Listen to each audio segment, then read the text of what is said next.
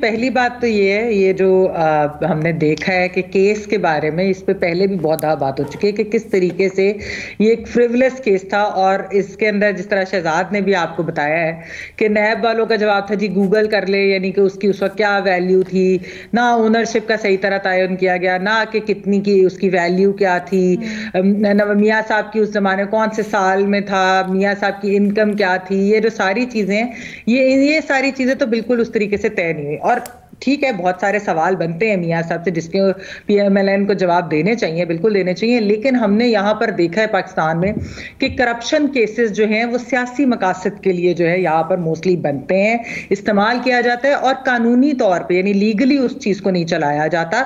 बस वो उस वक्त यही था कि मियाँ नवाज शरीफ को भी डिस्क्वालीफाई करना है और उनको भी जेल में डालना है, और उनकी बेटी ना कहीं जो है वो बाहर निकल कर कैंपेन ना करे, तो बेटी के ऊपर भी साथ में जिस तरीके से केस बना दिया गया। अब असल मसला अलीना, मैं इसमें जो आपका सवाल है कि क्या इससे मियां नवाज शरीफ के लिए क्या ये फायदेमंद होगी, चले ये ठीक है कि उनके जो आने वाले मराहल हैं, जाहिर बात है इलेक्शन लड़ना है, उसके लिए ये केस है और जो केसेस हैं अगर वो खत्म होते जाएंगे तो उनके लिए उस तरीके से तो वो बेनिफिशियल होगी। लेकिन यहां पर एक बहुत अहम सवाल है, वो ये है कि अगर सजा ही गलत हुई, अगर केस ही एक फ्रिवलेस बनाया गया, एक वीक केस बनाया गया जिसके ऊपर ये सजा बनती ही नहीं थी, तो क्या जो लोगों ने ये सजा दी, जो लोग उसके पीछे थे, वो उस वक्त की नैब हो, वो उस वक्त के जजेस हों, वो उस वक्त की सुप्रीम कोर्ट हो, चीफ जस्टिस हो, क्या उनके ऊपर कोई चीज नहीं होनी चाहिए? क्या उनको अकाउंटेबल नहीं ठहराया जाना चाहिए? क्योंकि देखिए इसकी कंपेंसेशन क्या है उन सालों की जो वो जेल में रहे, या जो मुल्क को ओवरऑल एक नुकसान हुआ उसकी क्या कंपेंसेशन है? और देखिए दूसरा अलीना, मैं यहां पर ये जरूर पॉइंट आउट करना चाहूंगी कि वो लोग जो चेयर लीडर थे उस वक्त नवाज शरीफ की सजा के, वो मीडिया पर अदालतें लगाकर बैठे होते थे, कहते थे जी ऊपर से एहतसाब शुरू है, कमाल हो गया, बहुत अच्छा हुआ। हम तब भी ये बात कहते थे कि ये सियासी इंजीनियरिंग हो रही है। नैब के ऊपर तो देखिए अदालतों में आपने देखा होगा पिछले चंद सालों में कई जजमेंट्स आई हैं जिनके अंदर नैब के किरदार पे, नैब की सियासी इंजीनियरिंग के ऊपर बड़ी डिटेल में बताया गया है। तो हम तब भी ये कहते थे कि ये चीजें रुकते नहीं हैं, ये ऐसी चीजें नहीं रुकेंगी।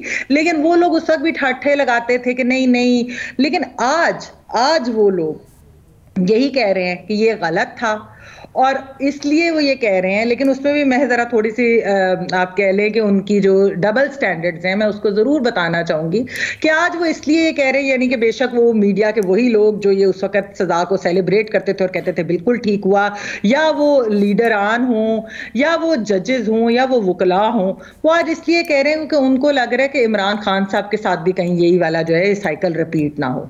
और बिल्कुल अगर इमरान खान साहब के साथ कोई उनको गलत सजा दी जाएगी, कोई उनके ऊपर फ्रिवलेस केसेस होंगे तो हम तब भी उसे कंडेम करेंगे।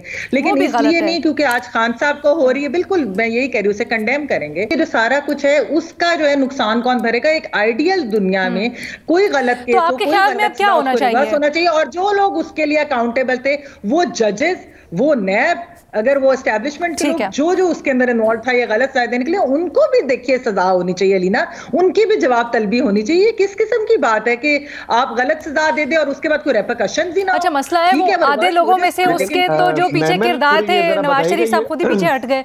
जी शहजाद, मैं कहता महमल से ये सिलसिला कब रुकेगा? क्योंकि 3 किस्म के लोग हैं ना, एक वो जो उस वक्त भी कहते थे गलत हो रहा है, आज भी कहते हैं गलत हो रहा है। एक वो लोग हैं जो उस वक्त जश्न मना रहे थे, आज कहते हैं गलत है।